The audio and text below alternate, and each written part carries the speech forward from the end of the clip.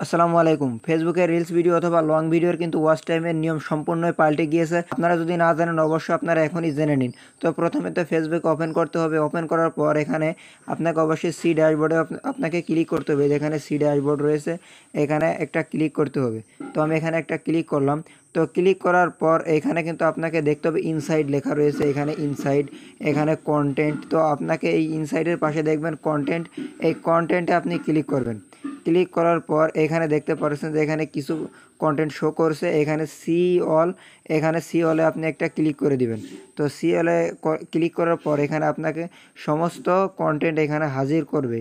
এখানে আমি একটা কন্টেন্টে আপনাকে দেখাচ্ছি যে এখানে দেখেন, এখানে আমার 22,549টা রিচ দেখাচ্ছে। ঠিক আছে, এখানে ভিউস নয়, এটা কিন্তু রিচ দেখাচ্ছে। তো এখানে যদি আমি ক্লিক করি তাহলে কিন্তু আমাকে দেখাই দেবে যে এটার ওয়াচ টাইম কেমন করে হচ্ছে, কেমন করে নিয়ম পাল্টে গিয়েছে। তো দেখেন এখানে কিন্তু ভিউজ হয়েছে 48,103টা।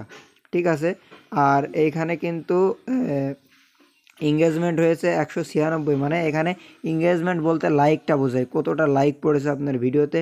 আর্নিংস এখানে 0 আর এভারেজ ওয়াচ টাইম মানে আমার এই ভিডিওটা সর্বোচ্চ 8 সেকেন্ড পর্যন্ত দেখা হয়েছে। আর এখানে যদি আমি যাই আপনাদের ওয়াচ টাইমটা দেখাবো। তো তো আমি ওয়াচ টাইমটাতে একবার নিয়ে যাচ্ছি।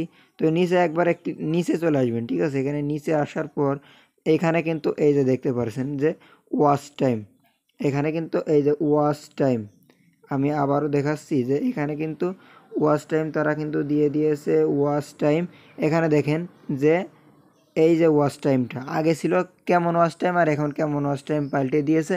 এর মানে হচ্ছে আপনাদের একটু বোঝাচ্ছি যে আগে ওয়াচ টাইম সম্পর্কে কিছু বলি, তারপরে মানে সম্পর্কে বোঝাচ্ছি। যে এখানে দেখেন যে 3D মানে এখানে 3 দিন, আর 3H মানে হর্স 3 ঘন্টা, আর এখানে 28 মিনিটস 36 সেকেন্ড। মানে এখানে আমার এই ভিডিওটা যদি আপনি 8 সেকেন্ড করে এই দেখেন তাহলে 3 দিন একভাবে একটানা 3 দিন দেখা হয়েছে, 3 ঘন্টা দেখা হয়েছে, 28 মিনিট দেখা হয়েছে এবং 36 সেকেন্ড দেখা হয়েছে। এখানে কিন্তু আপডেট হয়, এখানে কিছু ভিউজ পরে আবার এখানে যোগ হবে। তো দেখেন আমার এখানে 3 দিন একটানা 3 দিন দেখা হয়েছে। আগে ছিল ঘন্টার হিসাব আর এখন হয়েছে দিনের হিসাব। এখানে ওয়াচ টাইমের আগে ছিল ঘন্টার হিসাব, এখন হয়েছে দিনের হিসাব। তো আপনারা দেখতে পাচ্ছেন যে এখানে কিন্তু 3 দিনের হিসাবটা দিয়ে দিয়েছে, ঘন্টার হিসাব একদমই কিন্তু নেই। তো আপনারা এইটা বুঝতে পারছেন যে আগে যখন ছিল কন্টেন্ট মনিটাইজেশনের আগে যখন ইনস্টিমেট ছিল যে 60 দিনের ভিতরে কী করতে হবে, 6 লক্ষ ওয়াচ টাইম পূরণ করতে হবে, মানে 6 লক্ষ মিনিট।